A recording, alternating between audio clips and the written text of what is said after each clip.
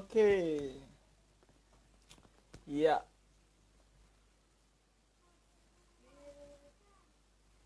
Ya, oke. Bentar, saya connect dulu dengan William Jonas.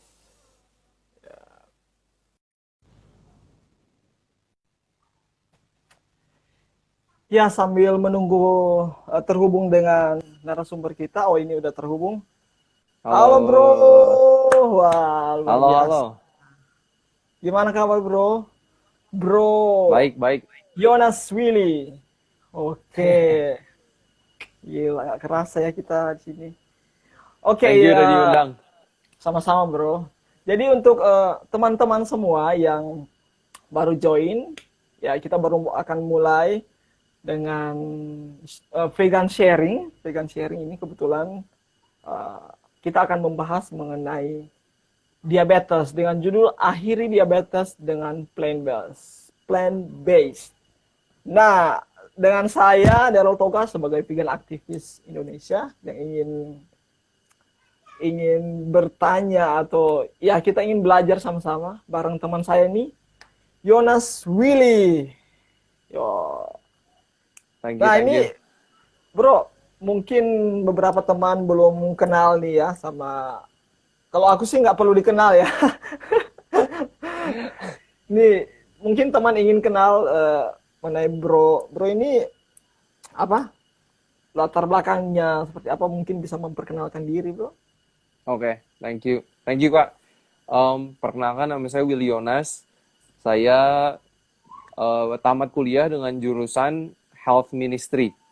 Ya, ini Wow. jurusannya waktu itu saya kuliah di Amerika, Ambilnya di mana? jurusannya Oh, ambil. di Heartland College di Virginia, di Amerika. Jadi Hmm. jurusannya itu nggak ada yang sama kayak jurusan ini di Indonesia. Paling mirip, paling deket ya kesehatan masyarakat gitu ya. Cuman emang kalau jurusan saya itu emang fokus bagaimana pola hidup sehat itu bisa mencegah penyakit atau membalikan penyakit. Jadi itu yang saya pelajari. Terus Tunggu waktu bro, itu saya itu program kayak kursus sertifikat atau memang kuliah akademik S1. kuliah gitu? Ya, S1 ya? ya. Wow. Jadi gelarnya apa itu bro? Disebutnya Bachelor of Health Ministry. Bachelor of Health Ministry. Ya. Wow. Terus terang saya baru dengar juga nih Bachelor of Health Ministry. So Iya, I think you are the one Bachelor Health Ministry in Indonesia ya. kayaknya. Boleh dikatakan ya. Karena saya belum pernah mendengar kalau public health atau kesehatan masyarakat sudah banyak juga teman saya. Betul, betul. Jadi ini emang emang beda, unik jurusannya. Jadi ya unik lah. Dan itu lebih ke jurusan lu lebih ke health ministry apa? Preventif gitu ya. Iya, ke Atau pencegahan. health pencegahan. Nah. Jadi lebih apa ya, edukasi kesehatan, edukator kesehatan. Oh, wah, berarti udah tepat lah ya kita diskusi sekarang. Terus apalagi latar belakang lu itu ya. Terus waktu itu saya lanjut kerja praktek. Kebetulan dapat kesempatan dan sangat bersyukur bisa dapat kesempatan kerja praktek sama Dr. Neil Barnard. Dr. Neil Wow, Barnard ini nama organisasinya itu Physicians Committee for Responsible Medicine atau PCRM. PCRM ya. Kita meneliti soal plant-based diet dan waktu itu saya sekitar 5-6 bulan di sana dimentorin sama Dr. Neil Barnard yang beliau sendiri di feature di What the Health, terus kayak di Hmm. Forks Over Knives, itu dokumenter kesehatan. Dan mentor saya juga salah satunya Dr. Hana Kaliova, dia peneliti Wow. soal diabetes khususnya ya. Wow, jadi luar biasa sekali ya pengalaman bisa. Gue aja cuman baca buku sama artikel sama video-video Neil Bernard di beberapa film dokumenter vegan itu luar biasa sekali. Kayaknya menurut kita ya, menurut gue orang yang paling paham mengenai diabetes di dunia dan berhubungan dengan plant based menurut gue adalah Dr. Neil Bernard ini. Sampai dia Keren, tulis keren buku banget. ya, Ya, Reverse Diabetes namanya. ya, reversing diabetes. Reversing diabetes. Oke, kita lanjut saja ya. Jadi, by the way, are you vegan, bro? Ya, ya, for sure. Udah berapa lama nih? Dari lahir Udah, atau enggak, baru udah 5 tahun. 5 tahun?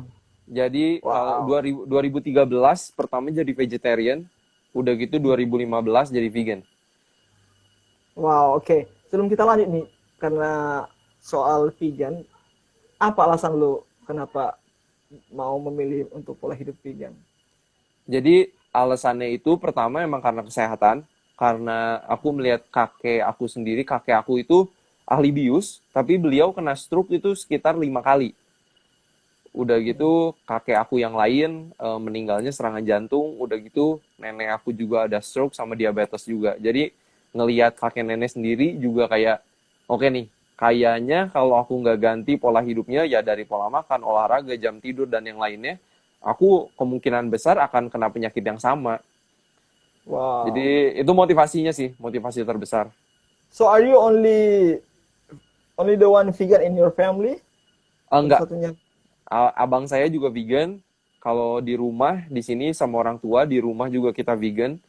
Jadi ya udah enak sih, udah jadi concern soal kesehatan bareng-bareng jadinya. Wow, cool. Oke, wow. Luar biasa sekali ya. Sekarang kita ada teman vegan lagi nih yang luar biasa.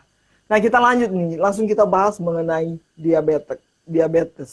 Nah, apa yang lu tahu mengenai diabetes ini? Bagaimana eh, diabetes ini menjadi fenomena di dunia sebenarnya ya. Hmm. Dan fakta mengenai diabetes yang bro bro miliki apa ini? Jadi Fakta mengenai diabetes ini. kalau fakta pertama sih mungkin yang mulai kita dari Indonesia dulu ya. Kalau di Indonesia sih diabetes itu penyebab kematian nomor 3 di Indonesia. Wow, Jadi nomor 3. nomor 3 pertama itu stroke, terus kedua jantung, udah gitu ketiga diabetes. Nah, kalau di Amerika sendiri udah dikalkulasi sama CDC ya, Control of Center of Disease Control, 1 dari 4 orang dewasa di Amerika itu diabetes, punya Satu dari diabetes. empat orang. Jadi Wow. 25% deh, sekitar 25%. Nah, cuman yang ngerinya soal diabetes itu sebenarnya diabetes ini yang ngerinya kalau diabetes itu efek samping lainnya. Jadi karena diabetes ini efek sampingnya bisa ke stroke juga iya, ke jantung ya juga iya, ke hipertensi juga iya. Jadi kayak dan orang tuh bisa ngerasa kayak fine-fine aja, tapi sebenarnya dia punya diabetes gitu. Itu yang bahayanya sebenarnya. Oke, oke. Ya, gimana Li? Tapi kok kayak aku lihat orang agak santai dengan diabetes secara data faktanya ini. Buktinya diabetes itu urutan ketiga pembunuh terbesar di Indonesia, Iya. ya. Apa yang menyebabkan orang ini berpikir orang lebih takut corona nih kayaknya. Padahal corona tingkat kematiannya hanya 0,5% atau ya.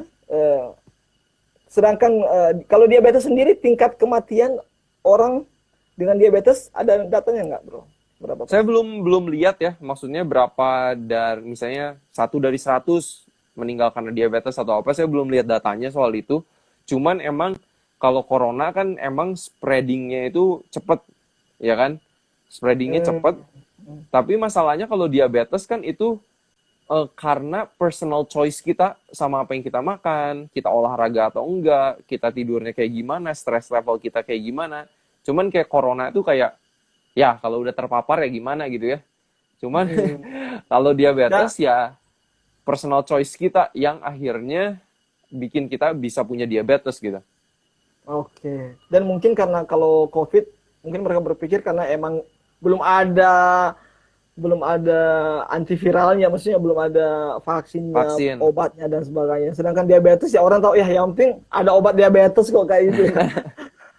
Nah, Iya, eh, gimana? apa sebenarnya diabetes ini menurut lo, pandangan pribadi lo? Diabetes ini seperti apa? Ada orang akan ada diabetes tipe 1, Hmm. 2. Oke, jadi mungkin ngomong mulai dari tipe dulu ya. Kalau Iya, iya. diabetes itu sendiri kan biasanya diklasifikasikan ada 3. Ya, ada tipe 1, ada tipe 2, sama yang ketiga itu gestational diabetes atau diabetes ketika hamil. Mhm. Nah, jadi kalau tipe 1 itu biasanya terjadinya di anak-anak karena itu tuh penyakit autoimun. Jadi sel darah putih di tubuhnya sendiri merusak organ pankreas di tubuh kita sampai hormon insulin itu nggak bisa diproduksi lagi. Mhm. Jadi kalau mereka mau nggak mau ya harus suntik insulin. Orang-orang yang tipe 1. Tapi kalau diabetes tipe 2, ini yang benar-benar ya karena lifestyle ya, Gaya faktornya hidup. besar banget, gaya hidup besar banget. Mungkin buat teman-teman juga tadi ya saya nyebut insulin, pankreas. Nanti kita bakal mungkin bahas lebih dalam lagi ya kayak Iya, bro. apa sih kerjanya gitu kan. Karena tapi kalau menurut saya sendiri soal diabetes, sebenarnya diabetes itu satu gejala. Jadi dengan kata lain kayak demam. Demam itu bukan penyakit tapi demam Bukan itu penyakit gejala. utamanya. Gejala Jadi dari menurut lo? nah gejala dari ada sesuatu yang terjadi di sel-sel otot kita sampai si gula darah itu nggak bisa masuk. Jadi kalau kayak Udah. demam kan penyebabnya bisa banyak banget gitu ya. Bisa kita kena virus, kita kena bakteri. Bakteri. Nah, tapi seringkali orang itu pengen nyembuhin diabetes, nyembuhin dari gula darahnya yang tinggi dengan makan obat atau apa, tapi sebenarnya tuh mereka tidak mentargetkan root cause-nya atau masalah akarnya gitu. Nah, aku potong ya. Orang tahu bahwa penyebab diabetes itu karena gula yang tinggi, ya, makanan dari sumber gula, karbohidrat, proses food gula dan sebagainya. Bahkan dari buah saja, mungkin orang berpikir ada buah-buah tertentu mereka nggak bisa makan karena itu mengandung gula atau manis yang tinggi. Nah, apakah benar anggapan bahwa penyebab diabetes sebenarnya itu adalah gula? Oke, sebelum lanjut, saya ingin menyapa dulu ada teman-teman ini, ada Dr. Ruben Supit juga yang sedang menonton. Ini mentor saya juga dan ya teman-teman yang lain. Kalau ada pertanyaan untuk teman-teman dalam diskusi kita kali ini bisa tuliskan pertanyaan Anda di kolom komentar ya. Nah, jadi bagaimana bro? Karena mostly even medik pun saya tanya sama teman-teman perawat saya atau bahkan beberapa dokter mereka katakan ya, lu karena diabetes karena lu makan gula yang banyak, lu makan proses food gula yang banyak buat itu. Jadi harus core-nya itu di gula dong, harus diubah atau gimana? Jadi sebenarnya kita tuh udah tahu apa yang menyebabkan diabetes itu sebenarnya dari 1927. Jadi penelitian yang paling terkenal, sebenarnya nggak terkenal banget sih, cuman kalau di dunia vegan atau plant-based ini sangat terkenal, namanya Sweeney Study. Chinese Study ya? Bukan, Sweeney Study namanya. Oh, Sweeney Study. Oh, Sweeney Study. Jadi mereka itu panggil anak-anak muda yang sehat, bener-bener sehat, nggak punya penyakit, dibagi dua kelompok. Kelompok yang pertama sama mereka dikasih makanan-makanan yang tinggi gula. Jadi makanan-makanan ya yang kayak roti putih, permen, gula, sirup, nasi, oatmeal, itu yang dikasih. Donat, snack-snack ya gitu. Jadi itu yang grup yang pertama itu yang benar-benar gula semua. Grup yang kedua dikasih itu yang minyak-minyak sama lemak-lemak semua. Dikasih olive oil, dikasih mentega, dikasih mayones, dikasih kuning telur, dikasih krim. Nah, dari penelitian ini, cuma 2 hari anak-anak muda ini dikasih makan ini. Ternyata dalam 2 hari, anak-anak muda itu bisa dibikin jadi punya diabetes. 2 hari? 2 hari. In 2 days? Jadi diabetes. Wow. Dan grup mana yang jadi diabetes? Itu grup-grup yang makannya lemak. Bukan gula, bukan permen. Walaupun saya nggak bilang permen itu nggak bagus. Maksudnya saya bukan bilang permen itu bagus ya. Sama gula pasir gitu. Saya nggak bilang itu bagus. Tapi kalau kita lihat dari penelitian Sweeney Study ini, kita udah tahu jelas dari 1927 kalau penyebab diabetes itu sebenarnya lemak. Lemak. Oke. Wow, menarik ya, karena ini mungkin mind blow bagi orang-orang yang baru mendengarkan akan hal ini. Jadi penyebab diabetes lu katakan berdasarkan penelitian tadi adalah dari lemak. Nah, lemak. kalau dari lemak, eh, kenapa gula itu menjadi fenomena untuk diabetes tak terlepaskan antara gula? Sedangkan lemak itu tidak pernah dimention di Hmm. dalam dunia perdiabetesan. Iya, bro. Gimana, bro? Apa yang terjadi sebenarnya kalau mungkin bisa terangkan bagaimana yang terjadi secara sederhana di dalam mungkin selnya atau bagaimana Hmm. dengan lemak dan gulanya perannya itu seperti apa, bro? Iya. Jadi kalau kita makan nasi, Mhm. makan singkong, makan ubi, kan itu ada karbohidratnya tuh. Nah, kita Oke. makan karbohidrat atau yang sering orang bilang gula, tujuannya itu supaya gula itu bisa masuk ke sel otot kita dan akhirnya jadi energi, ya Oke, kan? dirubah jadi energi. Dirubah jadi energi, kita makan nasi, kita kunyah, kita cerna, diserap gulanya, udah gitu masuk ke dalam sel, nah jadi energi. Nah, diabetes kan penyakit yang terkenal sebagai tinggi gula gitu. Jadi Mhm. dengan kata lain, di dalam darah terlalu banyak gula, gula yang harusnya masuk ke sel otot tapi nggak masuk-masuk. Jadi Mhm. kayak orang yang misalnya kayak sekarang nih, restoran kan pada tutup semua nih karena PSBB, ya kan? Tapi banyak orang yang ngantri di dalam restorannya tapi nggak bisa masuk-masuk. Hmm. Hmm. Nah, itu tuh diabetes. Nah, pertanyaannya, kenapa si gula yang ada di peredaran darah, udah kita makan Itu nggak nasi, bisa udah masuk kita di dalam. nggak bisa masuk-masuk. Itu maksudnya nggak bisa masuk di dalam sel ya?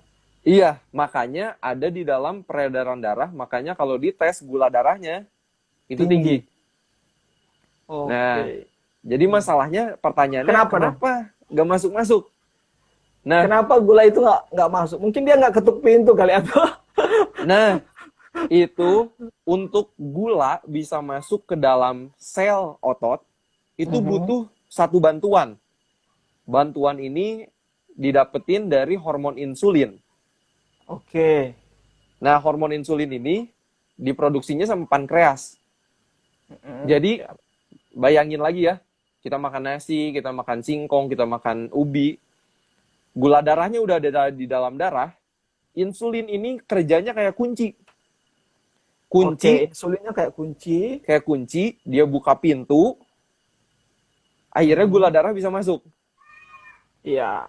Nah, Sekarang nih gulanya ini nggak bisa masuk, ya kan? nah, Berarti karena kuncinya ini atau gimana? apakah kuncinya ada atau enggak? Ya kan? Nah, Mhm. kalau kita ngomongin diabetes tipe 1, di orang diabetes tipe 1 kuncinya emang nggak ada. Oh, Hormon kuncinya nggak ada atau insulinnya nggak kurang banget ya? kurang Tidak. banget. Atau nol, biasanya emang udah nggak produksi. Karena Hmm. pankreas mereka udah rusak. Hmm. Ya kan? Nah, kalau orang yang diabetes tipe 1 ya emang harus suntik insulin. Karena mereka nggak punya kuncinya. Hmm. Jadi mereka mau makan nasi sebanyak apapun, makan pisang sebanyak apapun, mereka akan lapar terus dan akan lemes terus. Hmm. Nah, di diabetes tipe 2, yang masalah, lobang kuncinya itu ketutupan. Jadi kuncinya itu nggak bisa bekerja sebagaimana harusnya. Hmm. Ketutupan sama. Sama jawabannya, lemak itu. Oke, wow. eh Luar biasa ya. Tapi apakah lemak di yang ketutupan itu merupakan hal yang normal? Memang harus ada lemak di situ atau bagaimana, bro? Kalau Harusnya nggak ada. Harusnya nggak ada. Jadi ini tuh namanya, nama ilmiahnya ya, intramyocellular lipid. Atau dengan kata lain, lemak yang ada di dalam otot kita. Jadi Oke. harusnya di dalam otot kita harusnya nggak ada lemak. Tapi karena Tapi kan, kita karena kita maksudnya, makanin banyak lemak terus, nah jadi ada penumpukan lemak di sel otot kita. oke. Tapi kan bro, kita emang butuh lemak. Betul, sangat butuh, sangat butuh. Jadi lemak emang. Karena kan di maka kalau saya belajar juga ya, makronutrien kan itu ada protein, karbohidrat dan lemak. Jadi which is kita butuh lemak. Jadi normal dong sebenarnya ada lemak di dalam tubuh kita. Betul, karena kalau misalnya nggak ada lemak, vitamin A, D, E, sama K itu nggak bisa diserap. Jadi kita perlu banget makan lemak. Perlu. Cuman, nah yang menjadi masalah, kalau udah kebanyakan. Contoh, kalau kita banyak makan gorengan, kita banyak makan daging, bertahun-tahun ya. Ini prosesnya bertahun-tahun. Jadi bukan kayak kita makan gorengan hari ini, udah gitu besoknya langsung diabetes gitu. Enggak. Atau enggak kita makan daging hari ini, besoknya langsung diabetes. Ini tuh penumpukan yang bertahun-tahun. Oke. Makanya kenapa orang yang kelebihan berat badan, itu kecenderungan punya diabetesnya lebih tinggi, karena kemungkinan mereka udah banyak juga penumpukan lemak-lemak di sel otot mereka. Oke. Tapi kan nggak semua orang diabetes itu juga gemuk, bro. Ada orang yang saya kenal kebanyakan juga dia fine-fine aja body posturnya. Tapi bagaimana? Bener. Bagaimana itu lemak kok bisa kelebihan di dalam orang yang body ideal gitu sehingga menutup masuknya gula. Benar. Nah, jadi di orang Asia itu ada yang namanya normal weight obesity syndrome. Atau Normal nama weight obesity. Iya, jadi kelihatannya kita langsing dari luar, tapi sebenarnya kita gemuk. Wow. Menarik Jadi, nih. atau enggak nama lainnya itu TOFI, thin outside, fat inside. Oke. Jadi kita kelihatannya langsing dari luar, tapi sebenarnya banyak lemak di dalam. Dan kalau yang kepo nih ya, mungkin teman-teman juga banyak yang lagi dengar, teman-teman yang langsing. Kalau misalnya lagi iseng, boleh tuh cek ke beberapa rumah sakit. Kalau di Bandung saya tahu rumah sakit Advent itu punya alat di mana tubuh kita bisa di-scan seluruh tubuh untuk dicek berapa persen lemak yang kita punya di dalam tubuh kita dan posisinya di mana. Wow. Oke. Jadi sebenarnya belum tentu badan kita langsing nih. Contoh istri saya belum tentu dia tubuhnya langsing. Dan padahal bisa saja dia itu lemaknya tinggi. Betul, betul banget. Nah, lemak yang tinggi itu maksudnya lemak di mana, bro? Di Nah, dalam lemak, darah. Itu yang apakah lemak itu yang menutup lubang masuknya gula ini, gula ke dalam selnya? Apakah lemak itu? jadi lemak kan bisa ada di banyak tempat ya, kayak di perut, ya kan, di daerah tangan, di daerah misalnya di daerah pinggul. Nah, tapi lemak itu juga kan ada yang disimpannya di bawah kulit. Nah, lemak yang adanya di bawah kulit itu beda efeknya sama lemak yang ada di antara sel otot. Beda. Karena saya udah ketemu pas saya di Amerika, saya kerja di lifestyle center namanya. Kita dapat pasien yang obesitasnya maksudnya obesitas banget. Kita kayaknya di Indonesia jarang banget deh ketemu orang kayak gitu. Tapi dia nggak punya diabetes. Karena mayoritas lemaknya disimpannya itu di bawah kulit dan bukan di antara sel otot. Jadi tubuh masing-masing tubuh kita juga punya kecenderungannya bagaimana tubuh kita menyimpan lemak gitu. Kan kita kalau misalnya kita makan alpukat aja contoh, kita kan nggak bisa kan lemaknya lemak bagus juga. Lemak bagus juga, cuman kan kita nggak punya kemampuan bilang ke tubuh kita, nih saya lagi makan lemak, saya pengen disimpannya di perut misalnya. Saya pengen nambahnya di tangan gitu kan. Karena itu juga ada pengaruh genetik gitu. Apakah kita kecenderungannya menyimpan lemak di perut, atau yang disebut apple shape, jadi bentuknya kayak apel, atau yang kayak bentuk pir. Jadi kalau bentuk pir itu yang lemaknya lebih di daerah pantat sama pinggul. Ya. Oke. Nah, jadi memang menarik ya kalau jadi penyebab utama dari gula sebenarnya menjadi tinggi itu karena ada penumpukan lemaknya ini kan di dalam. Berarti sama kayak itu dong. Sama kayak penyakit jantung atau apa. Ada penumpukan lemak di aterosklerosis ya ibaratnya sehingga tertutup dan bisa blow up gitu. Betul. Nah, soal lemak ini, lemak tipe apa bro? Maksudnya lemak jenis apa nih? Jadi kalau yang sebenarnya yang ngaruh banget sih sebenarnya animal fat. Iya. Animal fat. Karena animal fat ya ada lemak dari hewan ya? Iya. Lemak dari hewani. Walaupun kalau soalnya kalau misalnya kita makan makanan misalnya yang kayak natural ya, kayak ubi, singkong, mereka pun punya lemak loh. Mereka juga ada lemaknya. Cuman nggak setinggi di hewani, di daging misalnya, di telur. Nah, tapi bukan cuma daging aja yang kita harus hati-hati. Kalau buat orang Indonesia terutama itu gorengan. Ya Gorengan.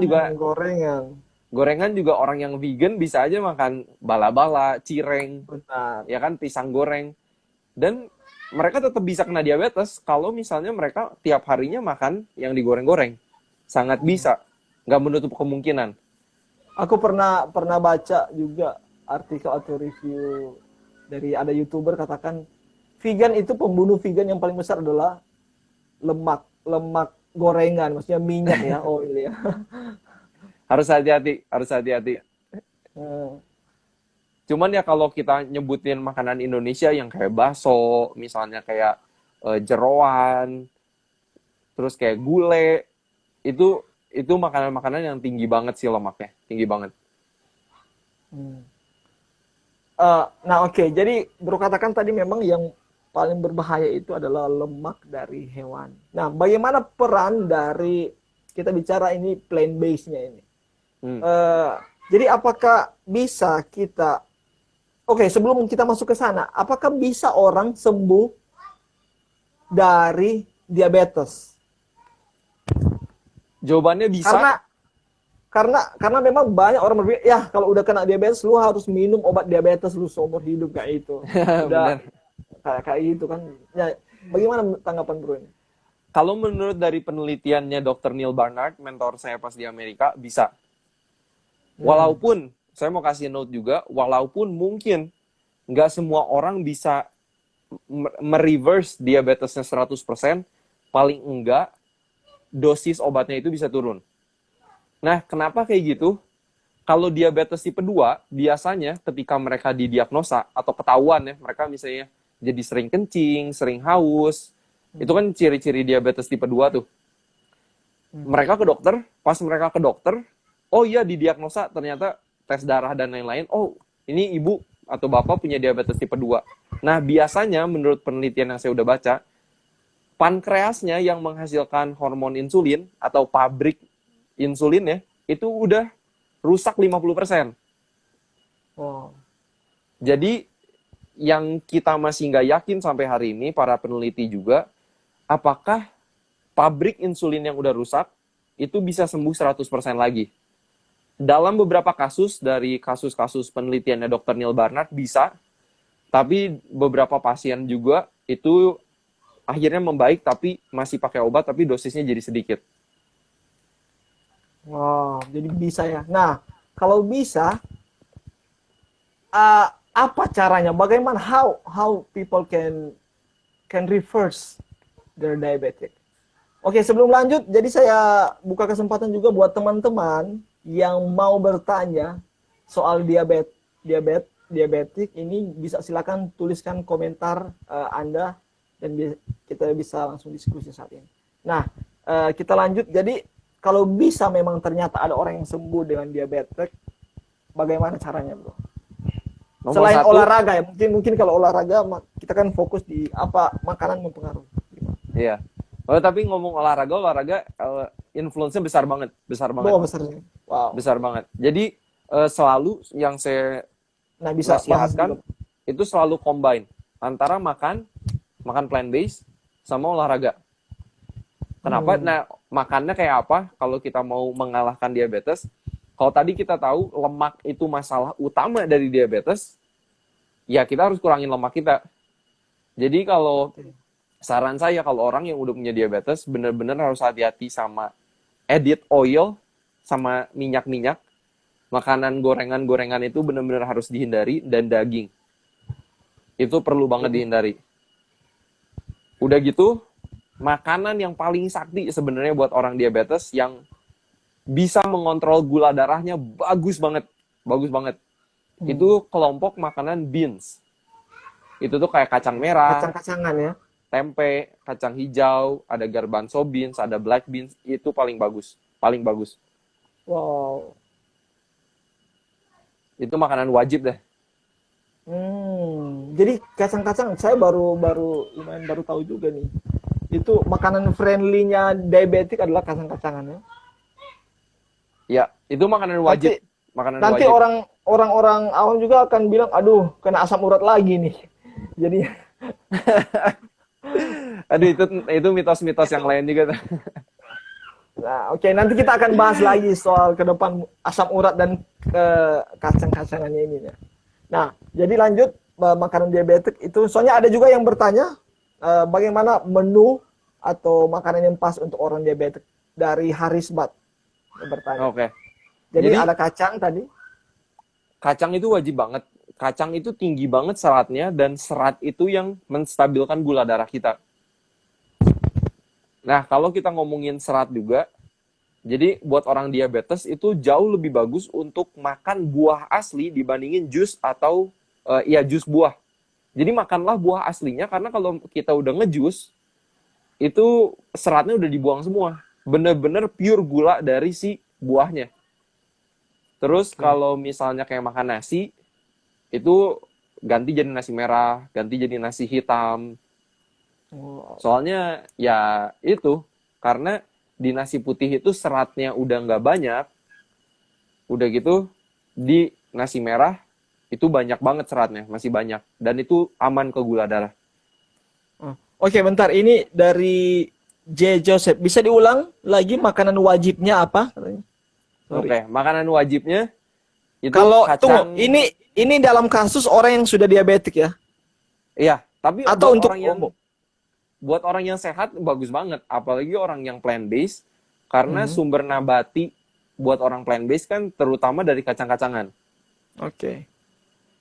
Makanan wajibnya buat orang yang diabetes itu adalah kacang-kacangan. Nah, ini bedain beans sama nuts ya. Mhm. Beans itu yang kayak kacang merah, yang kayak kacang hijau, tempe, edamame, itu beans. Itu yang wajib. Soalnya beans ini stabil banget buat gula darah, bikin kita kenyang lama juga. Itu dua hal.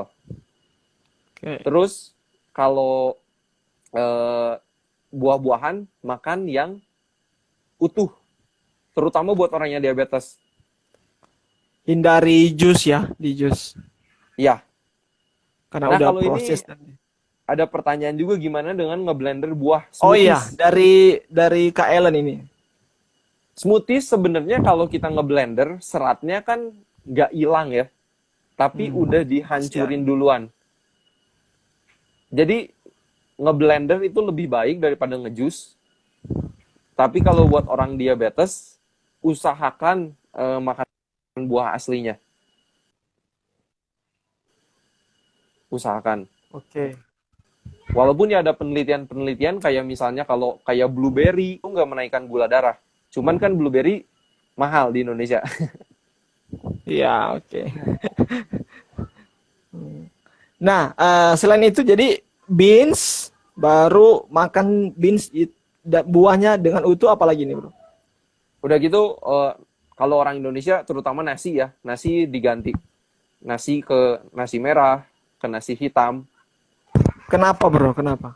Soalnya seratnya jauh lebih banyak, jadi lebih stabil ke gula darah. Oke. Terus kalau misalnya nggak makan nasi juga ya nggak apa-apa gitu, maksudnya bisa diganti sama ubi, singkong, tales. Karena itu kan sumber karbohidrat yang lain ya. Jadi nggak harus terpaku sama nasi juga sih. Nah. Oke, apa lagi? Jadi Sebenarnya beans whole baru nasi merah. ya, Sorry, Bro, sebenarnya sesimpel agak itu. putus suaranya. Ya, udah dah. Oke. Oke. Sebenarnya caranya sesimpel itu. Hmm. Sesimpel itu. Kalau boleh saya katakan sebenarnya paling gampang adalah istilahnya whole plant based, Betul. ya kan? Whole plant based, Betul. ya udah itulah dia udah beans di situ makan dengan whole, nggak proses ya, sama juga nasi yang unpolished rice ya ibaratnya. Kalau Indonesia apa istilahnya? Jadi Yang yang beras pecah kulit ya? Iya, iya, iya. Beras pecah kulit. Nah, karena masih ada serat, Betul. lapisan seratnya. Nah, untuk DM sendiri, diabetes sendiri, apa ada contoh buah tertentu yang katanya nggak bisa gitu, atau dikurangi atau harus warning? Contoh mungkin buah apa yang manis, ya, kayak semangka gitu, melon, sebagainya. Bagaimana, Bro? Jadi sebenarnya kayak kalau ngomongin soal makanan dan gula darah itu ada yang namanya indeks glikemik. Jadi Oke. itu tuh ada nilai untuk makanan-makanan dan eh, basically kayak seberapa aman ke gula darah lah, ya. Hmm. Nah, emang ada buah-buahan kayak watermelon, kayak semangka, itu karena kandungan airnya banyak, seratnya nggak terlalu banyak, itu lebih bisa menaik gula darah, lebih bisa. Oke. Tapi jangan takut ya, karena ya makan semangka juga kalau misalnya cuma semangkok kecil kayak gitu sama aman banget gitu. Justru yang harus ditakutin bener-bener ya makan lemaknya itu sendiri. Jadi sebenarnya Hmm. aman, buah aman kalau kita makan di form yang utuh ya. Oke. Dan ya jangan takut makan buah tapi hindari juga dagingnya, hindari juga gorengan-gorengannya. Jadi ya progressing untuk eh, better health lah. Wow, oke. Luar biasa ya. Nah, ini kita jawab dulu pertanyaan ini. Dari Yendri 410. Dia tanya, saya mau tanya untuk orang sehat, makan nasi putih tidak masalah kan, dok ini? Soalnya papa saya sudah makan nasi putih sampai umur 90-an, sehat-sehat saja.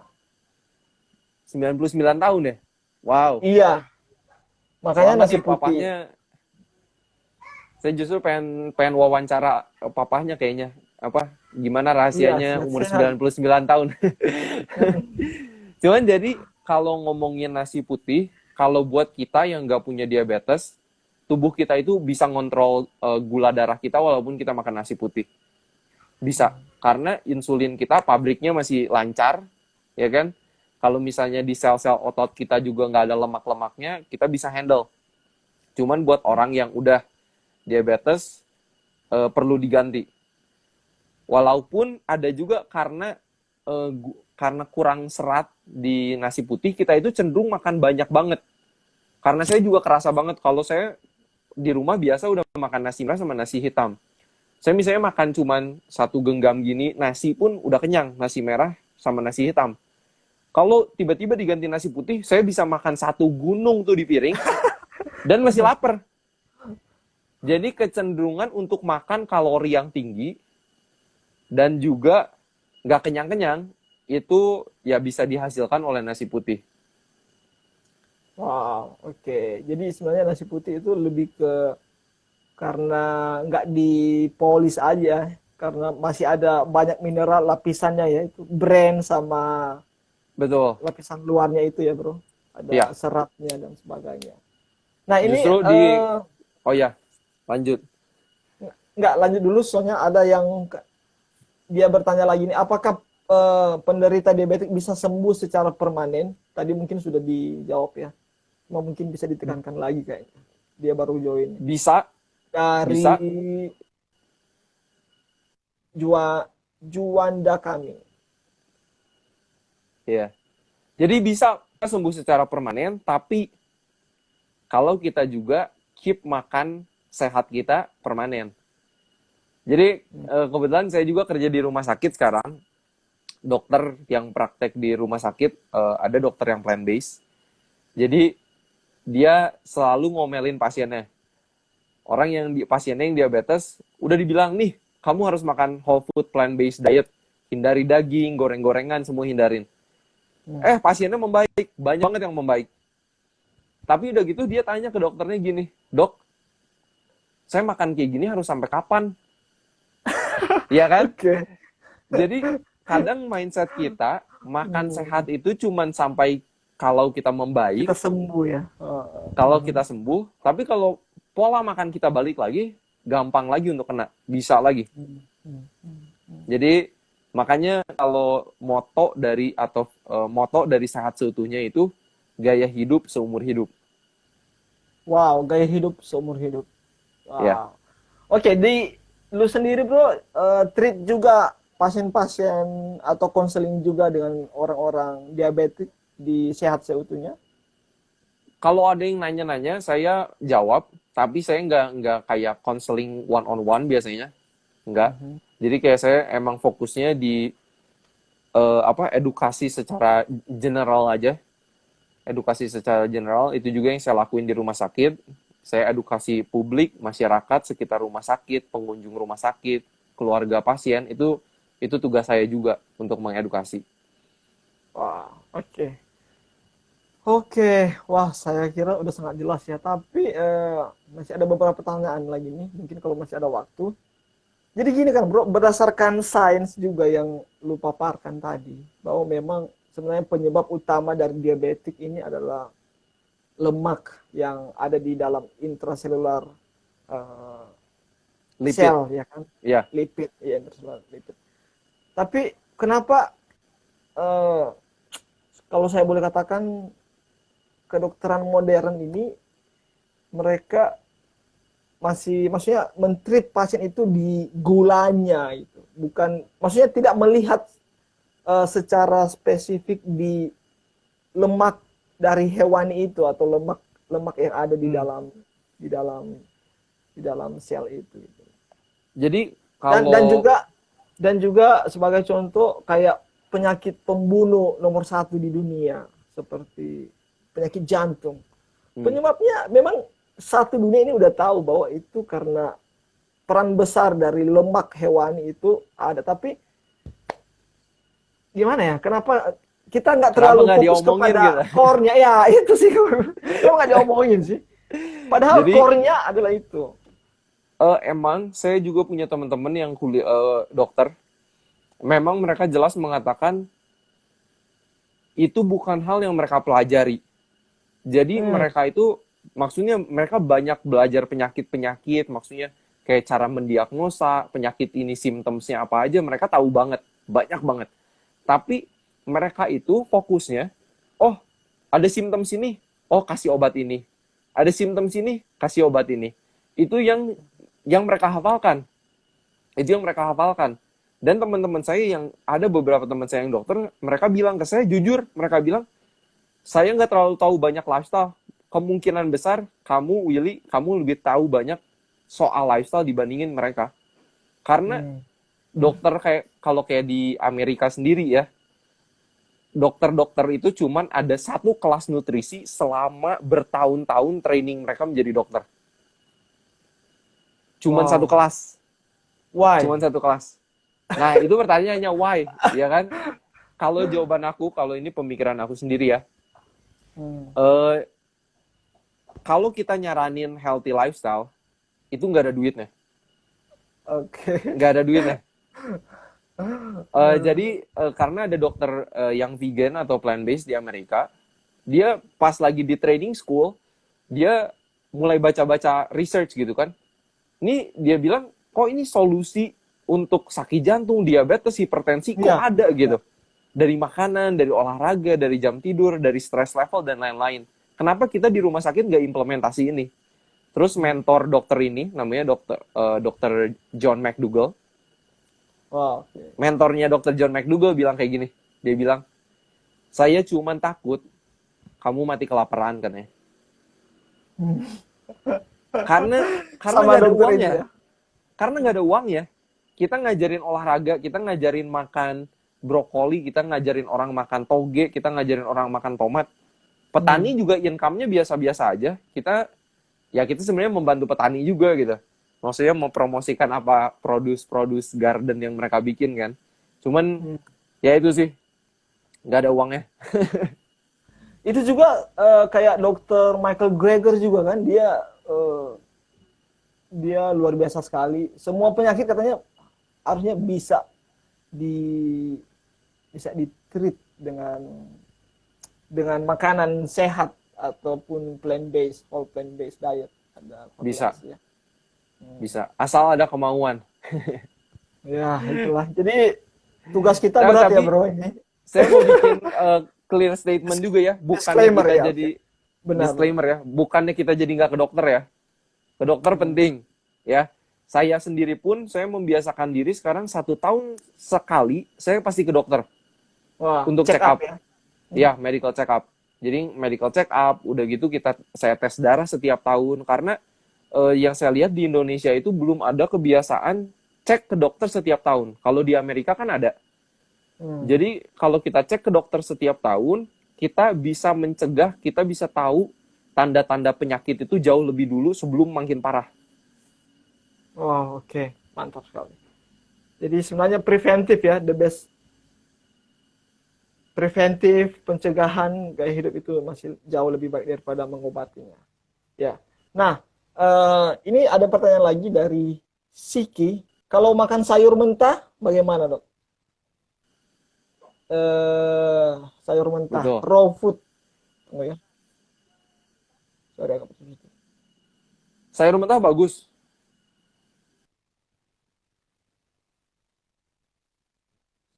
Sorry bro, agak agak putus tadi.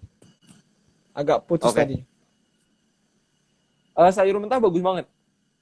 Perlu banget untuk kita Mhm. makan sayur mentah. Tunggu aku hilang pertanyaan. Oke, bagaimana dengan sayur mentah? Smoothies buah campur sayuran bisa pengaruh ke diabetes nggak? Jadi Smoothies kalau buah campur sayuran. buah campur sayuran, di beberapa orang ada yang punya masalah untuk mencernanya. Di beberapa Mhm, orang ya. Jadi mhm. mereka kayak langsung gak enak perutnya dan lain-lain. Kalau orang-orang yang seperti itu saya sarankan jangan campur buah sama sayur. Tapi kalau Oke, misalnya orangnya misalnya nggak punya masalah fine campur fine aja buah ya. sama sayur, biasanya saya bilang oke-oke aja. Ya, oke. Kalau pengalaman saya, kalau ada yang orang sering tanya gitu, aku sering bilang juga, yang non vegan ya, yang non vegan. Lu aja makan makan sayur sama ikan yang harusnya nggak itu berlawanan, nggak bisa fine fine aja kan, lu pikir bagaimana deh. Maksudnya orang kayak ketika mungkin mau mau pola makannya berubah, mereka penuh tanda tanya untuk melakukannya, padahal kalau selagi dia whole plant based mungkin mungkin bisa ya. Tapi ya kata lu tadi, mungkin ada bagian orang-orang tertentu yang bermasalah dengan pencernaan, jadi Betul. seharusnya menghindari mix mix mix apa ya, mix makanannya. Oke, ini ada Ya, lagi dari Dimpu Hasibuan 20. Berarti tempe yang digoreng sudah tidak cocok juga buat orang yang diabetes, bro. Nanya. betul. Ya, lebih baik kalau tempe jangan digoreng. Kayak kalau kita makan tempe digoreng, tahu digoreng, sama juga bisa penumpukan lemak di si sel-sel otot kita itu, intramyocellular lipid. Jadi coba cari resep-resep tempe, resep-resep tahu yang gak usah digoreng. Dan banyak banget. Dan enak ya. Itu Iya, kunci juga. Dan enak. aku juga pernah sering sih bikin tempe atau tahu, cuman kayak dipanggang aja, dipakai non-stick pan gitu, Hmm, hanya taruh gitu ya. Dan juga kalau tumis sayur, aku juga sering nggak pakai minyak memang, jadi hmm. cuman pakai air gitu, bisa bisa juga ya. Ya, itu Banyak yang kok saya lakukan. resep-resep. Ya, wow, great. Oke. Nah, ini dari J. Joseph. Apakah dengan mengkonsumsi jus pare tiap hari dapat mengakibatkan asam urat? Wah, ini dia soal jus Oke. pare. Mungkin Saya bisa bantu jawab, bro. jujur saya belum pernah lihat Belum pernah ya? penelitian jus pare menyebabkan asam urat, belum pernah. Cuman beberapa penelitian kayak menunjukkan juga kalau jus pare itu bisa membantu orang yang punya diabetes. Tapi kalau jus pare berhubungan dengan asam urat, saya belum pernah baca. Mungkin saya harus baca soal itu lebih banyak lagi. Oke, siap. Ini dari Kus Haryanto Prabowo. Kalau mau konsultasi bisa kemana nih dokter? Jadi sekali lagi, teman saya ini bukan dokter, dia adalah Bachelor of Science Medical Missionary. Bachelor of Bachelor of Science Health, Health Ministry. Bachelor of Health Ministry. Panggilannya apa sih, Mas? Health Promotor ya, mungkin. Iya, health Lebih cocoknya. promotor, Ya. apapun Nah, boleh. kalau mau konsultasi atau ngomong-ngomong kemana? Tergantung kalau tinggalnya di kota apa. Kalau misalnya kalau kayak di Bandung, saya tahu ada beberapa dokter yang saya rekomendasi secara pribadi. Tapi kalau misalnya di Jakarta, kurang tahu. Oke. Atau mungkin lewat itu bro, online itu bisa langsung. Kalau online mungkin. Kalau Kalau mungkin, mau konsultasi sama bro, dia tanya mungkin mau konsultasi sama bro. kalau mau tanya-tanya boleh chat aja ke akun kita, ke Sehat Seutuhnya ya. Ya, Ada sehat-sehat. Bisa pertanyaan-pertanyaan, akan saya jawab juga. Oke, nanti sebentar bisa dipromosikan ya, Sehat Seutuhnya itu program seperti apa, bagaimana, siapa tahu ada teman-teman di sini yang tertarik untuk mengikuti program atau sebagainya dari Sehat Seutuhnya. Ya. Ini mau respon dulu dari Dokter Ruben Supit nih. Katanya betul, dokter minim pendidikan nutrition. Nah, ini seorang dokter juga nih. Dan saya kenal banget juga dengan Dokter Ruben Supit. Dia juga vegan, plant based, salah satu dokter plant based. Dan pengakuannya sendiri katakan bahwa memang dokter itu kurang pendidikan nutrisi. Bagaimana bro menanggapinya? Setuju, ini dokter sendiri yang ngomong lagi. Oke, dokter sendiri. Nah, lanjutan dari Dokter Ruben katakan ilmu nutrition sangat fundamental. Kita perlu belajar molekular, sorry. Wow, apa itu, bro? Biomolekular ini seperti apa? Ini biomolekular, ya ini cukup detail sih. Gak semua orang kayaknya bakal senang belajar ini.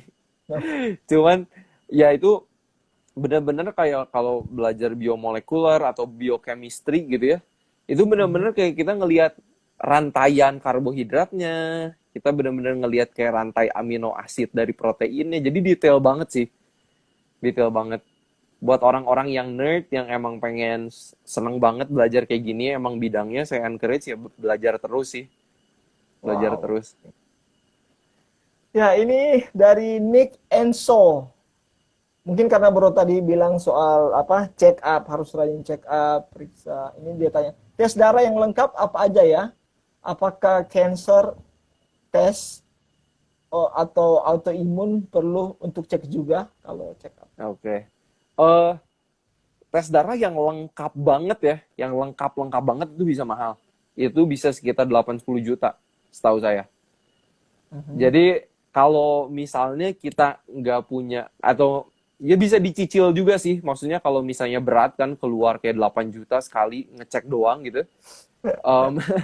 Misalnya yang kali ini apa deh gitu kan. Terus misalnya kalau emang penasaran apakah punya autoimun atau enggak, nanti tes kapan lagi, kali-kali gitu. Jadi nggak sekaligus semahal gitu. Wow, oke. Gitu ya. Oke, bro, anyway, waktu kita ini sangat terbatas sekali. Jadi, bro bisa kasih closing statement-nya mengenai peran plant-based ini untuk diabetik dan sebagainya. Oh, saya pengen closing sama ini sih, ada dokter di Amerika namanya Arnoldo Cantani. Dia itu disebut diabetes guru. Wow. Statement dari dia kayak gini, obat untuk diabetes bukan di toko obat, tapi di dapur. Wow, oke. Itu profound sih, Di dapur. maksudnya kalau menurut saya dalam banget kata-katanya, kalau obat diabetes sebenarnya itu di dapur kita, bukan di toko obat. Jadi itu closing statement deh, kayaknya bagus juga. Wow, oke. Jadi luar biasa ya. Bro, project yang lagi dikerjakan sekarang apa, bro? Jadi di Sehat Seutuhnya kita punya podcast, bisa teman-teman cek di Spotify. Bisa dipromosiin juga. Ya, jadi kita rilis biasanya setiap hari Kamis. Selalu ada episode baru setiap minggu. Kita ngebahas evidence-based science of health. Ya, jadi buat teman-teman yang emang pengen dapat materi-materi kesehatan yang based on research, itu yang kita sajikan di podcast kita, gratis, jangan khawatir. Udah gitu, saya juga lagi nulis simple ebook supaya itu bisa jadi guide dan pedoman makan buat orang. Tapi masih on proses. Tapi sejauh itu ini aja sih, ini yang benar-benar kita lagi pengen fokus dan bagusin dulu. Semoga ya collab juga sama kayak Kak Deto hari ini, collab juga Oke. kayak sama Jakarta Vegan Guide, sama Bergreen, sama macam-macam nih. Mhm. Tetap promosi ini ya. Wah. Iya. Bro, untuk pola hidup sehat paling ideal menurut bro seperti apa bro?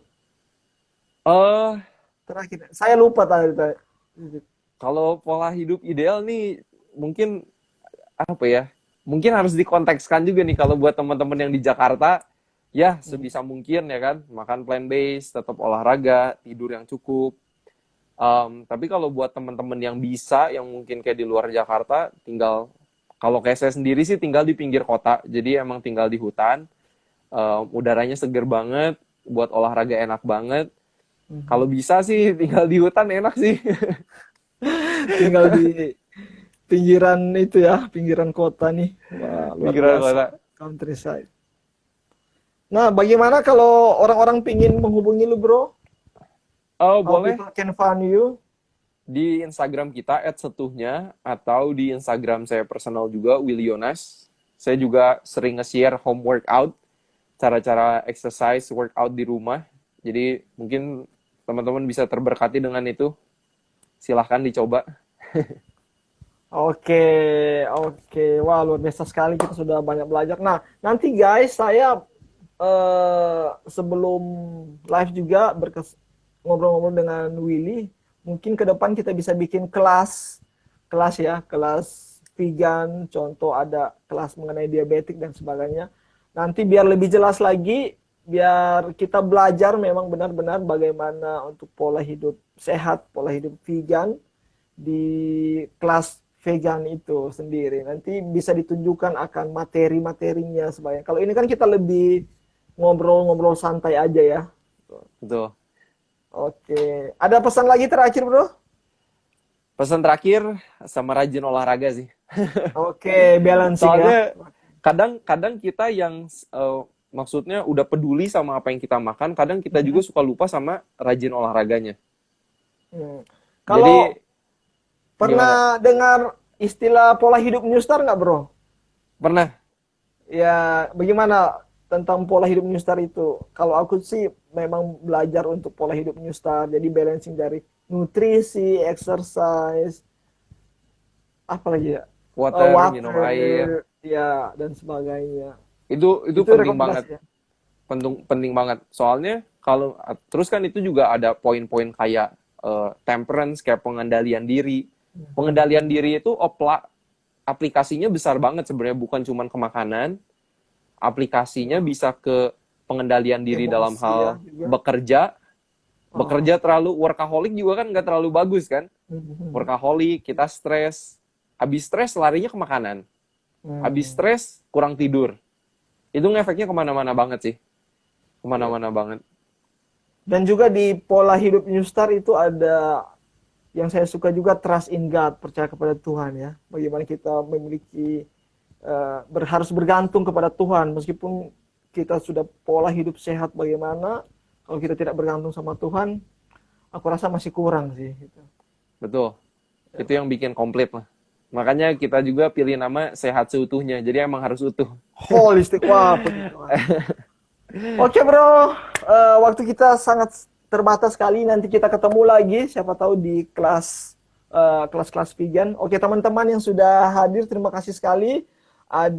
Saya lihat ada Dr. Ruben, ada Ayu di sini, ada Rama, iVegan, Joel, terus ada Naomi tadi, ada Yudi, dan teman-teman semua yang lain yang saya tidak sempat mention semuanya. Terima kasih sekali semuanya. Tetap belajar, tetap mencari kebenaran yang seutuhnya dan melakukan pola hidup yang seutuhnya juga. Dan jangan lupa kalau bisa vegan, tetaplah menjadi vegan. Oke, terima kasih semuanya, bro. Thank you so Thank you, much. Kak Deto. Thank you. Yo, sama.